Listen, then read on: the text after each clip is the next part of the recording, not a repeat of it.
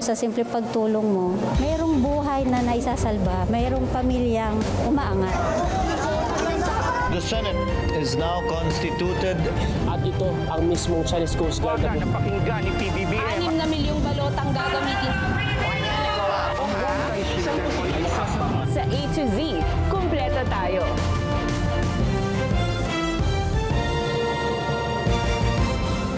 Luzon, Visayas, Mindanao at buong mundo. Ngayon ay Miyerkules, September 3, 2025.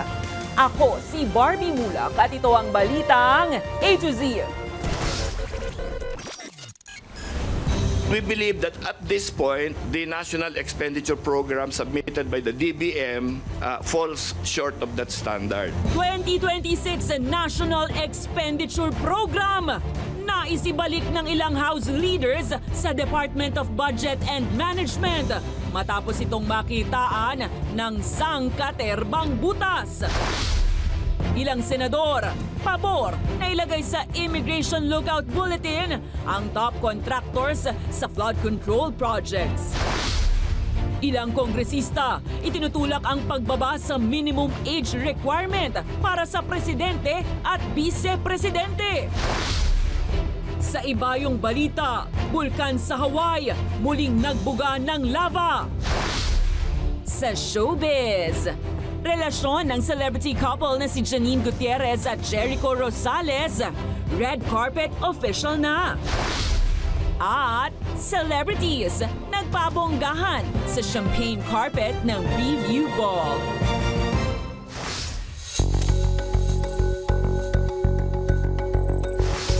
Magandang gabi, pambungad sa ating newscast.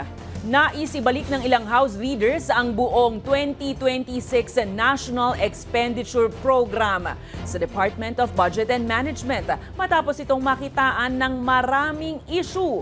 Ano-ano nga ba ang mga natuklasang problema sa budget? Alamin sa ating balitang A to Z. We believe that at this point, the National Expenditure Program submitted by the DBM falls short of that standard. Inirekomenda ng ilang lider ng mababang kapulungan ng Kongreso na ibalik sa ehekutibo ang panukalang 2026 National Expenditure Program. Ayon kay House Deputy Speaker Ronnie Puno, nakitaan nila ng mga issue ang proposed 6.7 trillion peso budget, hindi lamang sa flood control projects sa ilalim ng Department of Public Works and Highways, kundi maging sa iba pang ahensya. Ilan sa mga isyong lumalabas ay ang mga proyektong pinopondohan pa kahit nakumpleto na.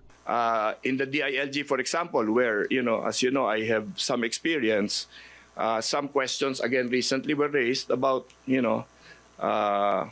purchase of firearms and whether or not they were in the budget. There was supposed to be an 8 billion entry or insertion in the budgets in the Department of Agriculture. There are indications of similar problems. Ayon sa mga lider ng malalaking partido, hindi nila maaaring ipasa ang budget na may mali. Pero mahirap din maipit sa duda ng publiko kung malaking bahagi ang rerepasuhin. It's a situation of nakita mong may problema, nakita mong bulok. Pag ayusin mo, ba't mo ginalaw? Pag hindi mo naman ginalaw, ba't mo pinabayaan? Kaya ang hiling ng party leaders. We are asking our members now to refrain from any further participation. We toss it back to the DBM so that they can find a logical explanation and resolution. Huwag naman sana nilang masamain itong pagbalik. Kasi this is for the better. Willing kami mag-work overtime. If necessary, the whole October. Ngayong araw lang ipinag-utos ni Pangulong Ferdinand Marcos Jr. kay bagong DPWH Secretary Vince Dizon ang full review sa pondo ng ahensya sa harap ng kontrobersiya sa umano'y maanumalyang mga proyekto nito. Ang DBM pati po ang DPWH ay bubusisiin po ito talaga. Kung totoo bang nagkaroon ng mga duplication, nagkaroon ng insertion, dapat po kasi matanggal ito through errata. Una na rin sinabi ni Senator Bam Aquino na dapat ay ibalik na lang ng buo ang DPWH budget sa ehekutibo para muling ma-review. Inuudyokan ni Pangulong Ferdinand Bongbong Marcos Jr. ang mga bagong halal na opisyal ng League of Provinces of the Philippines na panatilihin ang integridad sa serbisyo at isiwalat ang anumang irregularidad sa government projects. Sa kanyang talumpati sa oath-taking ng LPP officials sa Malacanang, sinabi ni Marcos na kailangan na maging matatag ang mga lider sa layuning wakasan na ang korupsyon sa pamahalaan. Sinabi ito ni PBBM sa harap ng mga isyu ng umano'y anomalya sa flood control projects at mga katanungan ngayon ng Kongreso sa pambansang pondo. May mga isyung kailangan pang harapin na hindi pwedeng talikuran. Tiyakin natin nasa wasto ang mga proyekto na ipinapatupad ng pambansang pamahalaan at ng lalawigan at isiwalat natin kung may makikitang taliwas. Kaya dahil ang pera ng sambayanan ay pera ng bayan, hindi sa pansariling interes.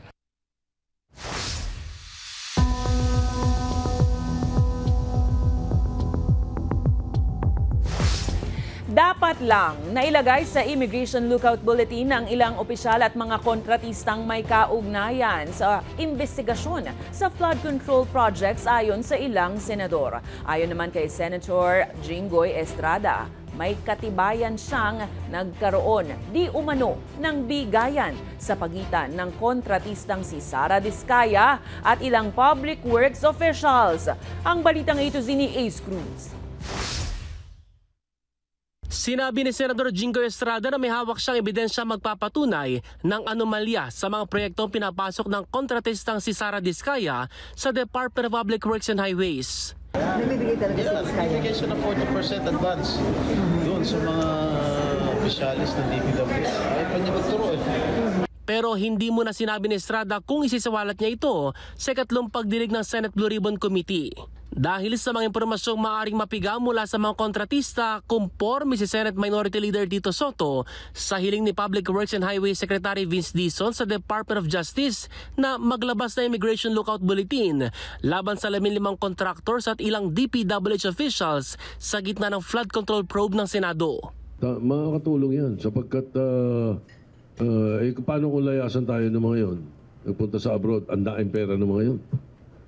Di ba? Kayang-kaya nun, mamuhay sa abroad. O paano yun? Wala na tayong hahabulin. Umasa si Soto na magsisilbing babala ito sa mga kontratista para maging tapat sa Senate Blue Ribbon Committee. Sa nagdaang pagdinig ng komite, tikom ang bibig na may-ari ng Wawaw Builders sa si Mark Alan Arevalo na nasa likod ng flood control project sa Bulacan. Pinuna naman ng mga senador ang magkakaibang mga pahayag ni Sara Diskaya, ang presidente ng Alpha and Omega General Contractor and Development Corporation. Maraming alanganin na sinasabi. Yung mga ganoon parang hindi siya definite. Di ba sabi ko, you make sure of your answers. Sabi niya, 23 years daw siya na engaged sa construction industry. Tapos kung tingnan mo yung record niya, 2012 pa lang siya basta within mga lately lang, mga 13 years lang. She's a blatant liar. Her statement is full of inconsistencies. We will, I'm contemplating on the idea of citing her in contempt. Nauna nang sinabi ni Diskaya na wala siyang personal na kakilala sa DPWH. Nakatakda ang susunod na pagdinig ng Senate Blue Ribbon Committee sa September 8. Para sa Balitang A to Z, Ace Cruz. Sinagot ni Palace Press Officer Undersecretary Claire Castro ang banat ni Vice President Sara Duterte sa investigasyon ng administrasyon sa mga anomalya sa flood control project sa bansa.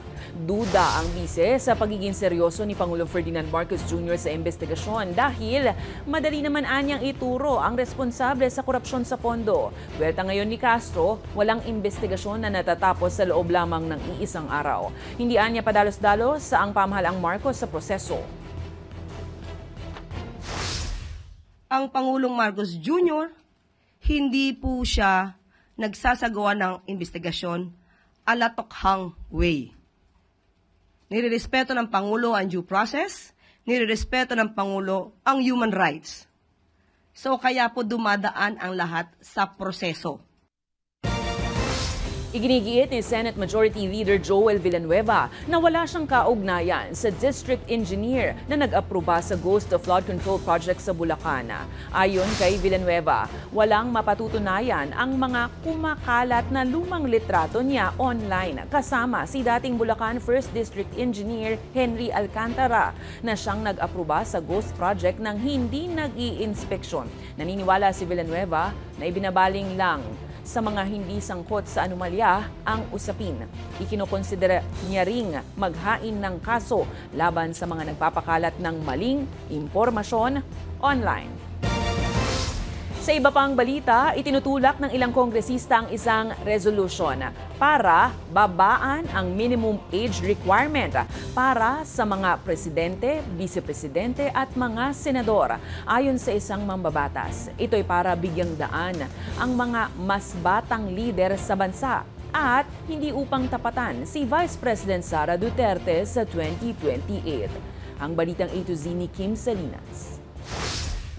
Session resume. Inihain sa mababang kapulungan ang Resolution of Both Houses o RBH number 2, layunin nitong ibaba ang edad ng mga maaaring kumandidato bilang presidente, vice-presidente at senador. Sa ilalim ng 1987 Constitution, kailangan ay edad 40 years old ang president at vice president at 35 years old naman sa senator.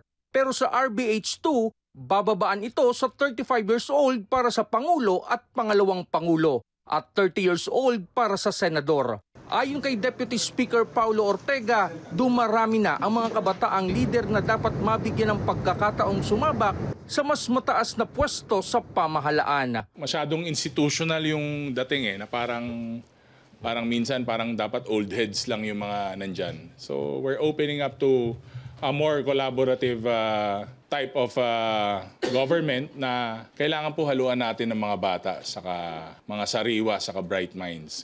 Nananawagan ng RBH ng Constitutional Convention para ripasuhin ang probisyon sa 1987 Constitution kaugnay sa minimum age requirement para sa public officials. Sa panahon ngayon, parang makapal po ang porsyento.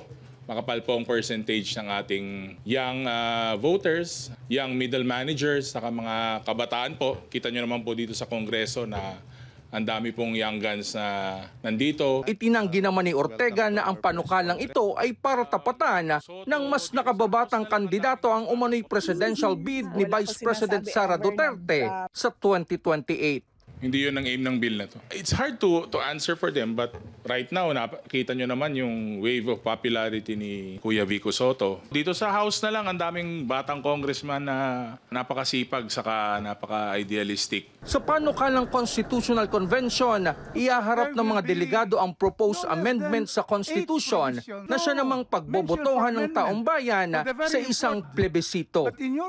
Para sa Balitang A to Z, Kim Salinas.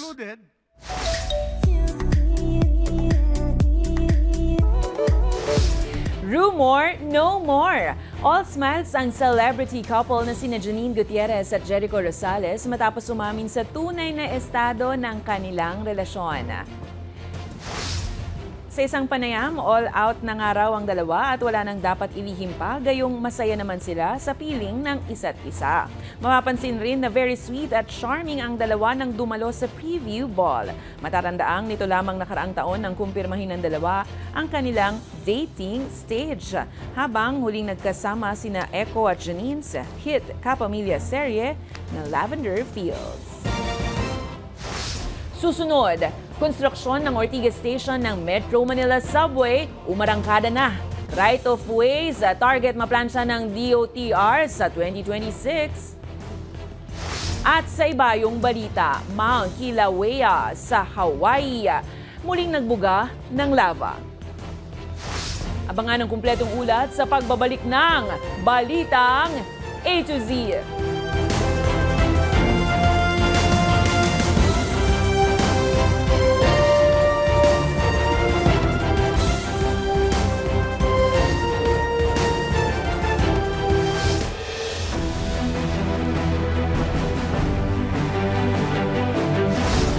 Umarangkada na ngayong araw ang konstruksyon ng Ortigas Station ng Metro Manila Subway Project sa Pasig City. Pangako ng DOTR sa ilalim ng bagong acting secretary na si Giovanni Lopez, mapaplansya na ang lahat ng right-of-way issues sa naturang proyekto pagsapit ng 2026. Matapos ang 2 taong pagkaantala dahil sa ilang isyu ng legalidad sa lupa, nasimulan na ngayong September 3 ang konstruksyon ng Ortigas Station para sa Metro Manila Subway Project. Present sa groundbreaking si Pasig City Mayor Vico Soto at ang bagong acting secretary ng transportasyon na si Giovanni Lopez. Pagtitiyak ni Lopez, doble kayod ang kanyang ahensya para masecure ang lahat ng right-of-way issue ng subway at umusad ayon sa schedule ang konstruksyon. Napaka-importante po ng istasyon na to sapagkat ito ay sa pangalawa yata to sa pinakamalaking istasyon sa subway natin. At dito rin magsasalubong yung tren na subway papuntang Mandaluyong sa Ortigas. At dito din sinasabi nilang may turn pad. So napakahalaga po nito. Tinaguri ang Project of the Century. Ang unang subway ng Pilipinas ay bubuuin ng 17 stations mula Valenzuela hanggang Pasay City. Pero hindi lang ito ang tututukan ngayon ni Lopez. Sa turnover ceremony ng liderato ng DOTR kanina, ipinangako ni Lopez na ipagpapatuloy ang magagandang nasimulan ng kanyang dating boss at ngayon ay Public Works Secretary Vince Dizon. Kailangan kong talagang gawin na ngayon at ipagpapatuloy lang. It's not actually a first order of business. It's more of I have to double down on my duties and responsibilities. Wala talagang first order of business to eh. Ang order of business nito lahat eh. Kabilang sa mga ipagpapatuloy ni Lopez ang pagsasapubliko ng mga huwag tularan list o listahan ng mga pasaway na motorista at ang mga proyekto para sa commuters at motoristang may kapansanan. PWD access, lahat ng mga yan, kailangan namin tutukan. So I think pati sa ating mga contractors, sa ating procurement, nasasama na rin yan sa kanilang mga terms of reference. Naging emosyonal naman si Dizon sa kanyang pamamaalam sa DOTR. Anya bagamat 6 na buwan lang siya sa ahensya, nakita niya ang naging pagbabago, lalo na katuwang ang mga tapat na kawani rito. Slowly build back the trust in government, one agency at a time, then, we can do great things. No? And I guess that is what is giving me all this emotion because I've seen it in DOTR. Payo ni Dizon ngayon sa dati niyang undersecretary. Ituloy ang pagbabago sa DOTR. And I think he's the best person to do that.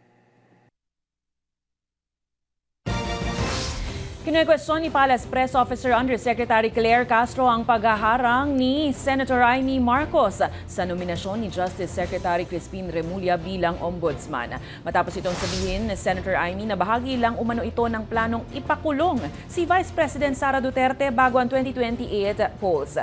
Duda si Castro sa motibo ng senadora kung pagbibigay ba ng hustisya sa bayan o pagprotekta sa isang kaibigan. Unang-una, ano po ba yung nais niya ipahiwatig? Pagbibigay ng hustisya sa bayan o pagpoprotekta sa kaibigan? Ang nais niya po bang maging ombudsman ay hindi man lang kakantiin o sasampahan ng kaso kung mayroong dapat na sampahan? Ang mga Duterte, ang mga kaibigan ng mga Duterte, allies ng mga Duterte.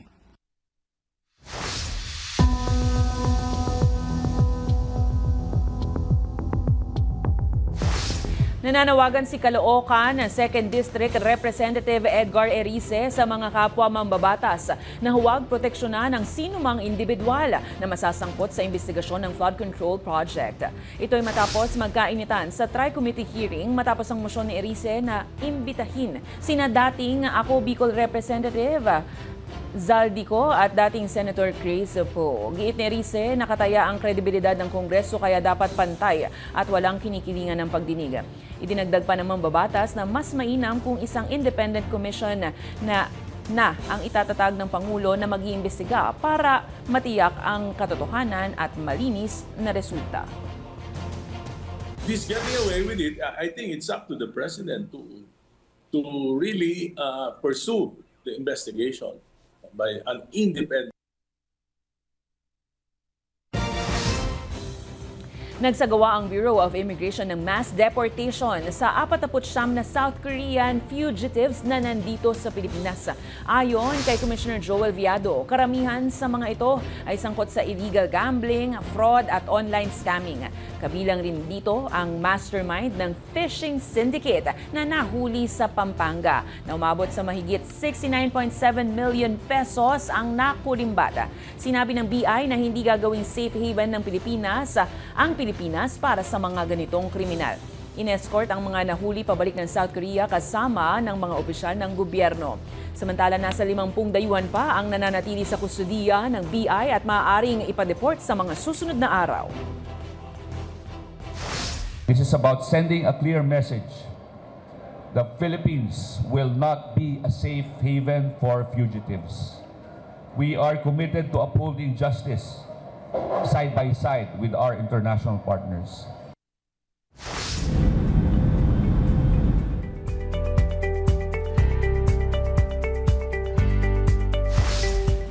Muling nag-alboroto ang Kilauea Volcano sa Hawaii nitong Martes, September 2. Sa video na inilabas ng United States Geological Survey, kita ang naglalagablab na pagsabog ng bulkan. Isa ang naturang bulkan sa pinakaaktibo sa buong mundo. Ito na ang ika-32 na pagsabog ng Kilauea mula noong Disyembre.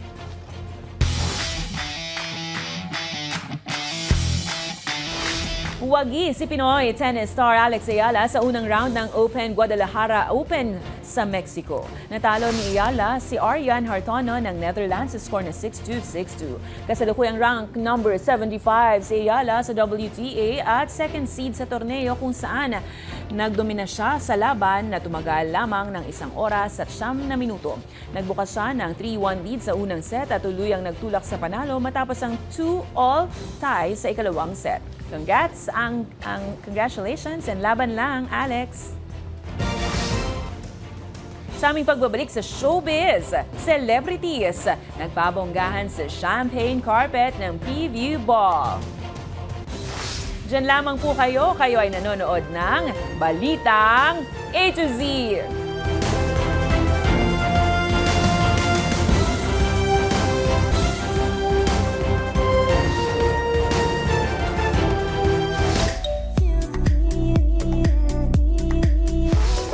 Kanya-kanyang pasabog ang ilang stars sa champagne carpet ng Preview Ball 2025 kung saan kinilala sina Ann Curtis at Pia Wurtzbach bilang mga nagniningning na stars. Makichika sa Balitang A to Z Showbiz ni Lane Garcia.